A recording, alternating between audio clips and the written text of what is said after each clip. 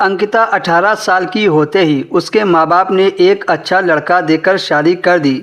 2-3 महीने बाद अंकिता का पति राजेंद्र गाली गलौज और मारपीट करने लगा। सब्जी में नमक कम हुआ तो पिटाई, मिर्च ज़्यादा हुई तो पिटाई। न अंकिता को वो मायके जाने देता और न ही उसके मायके वालों को घर आने देता था। ऐसा लग रहा था जैसे मारपीट ही किसी भी समस्या का समाधान हो। फिर भी अंकिता सहती रहती थी। इस तरह धीरे धीरे से 2 साल बीत गए। एक दिन अंकिता के पति ने तलाक तलाक तलाक बोलकर घर से निकाल दिया। तब अंकिता की बेटी सिर्फ 6 महीने की थी।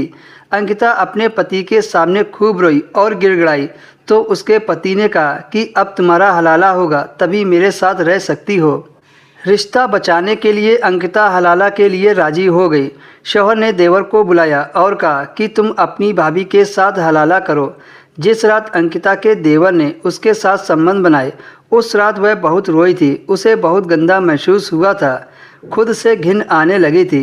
न किसी से बात करती, न खाना खाती, लेकिन वह करती क्या?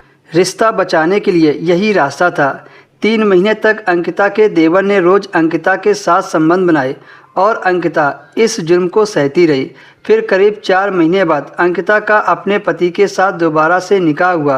अंकिता अब खुश थी कि अब सब ठीक हो जाएगा, लेकिन वो तो और ज़्यादा मारपीट करने लगा। अंकिता अपनी सास से शिकायत करती तो उसकी सास कहती कि कोई बात नहीं, मर्द तो पीटते ही हैं।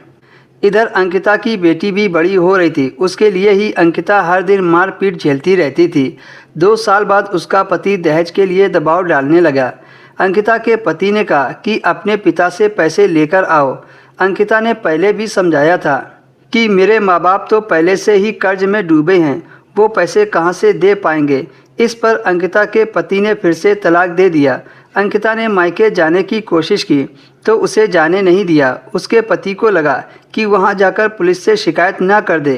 अंकिता के पति ने कहा कि तुम्हें फिर से मेरे छोटे भाई के साथ संबंध बनाना पड़ेगा, तभी मैं तुम्हें रखूँगा।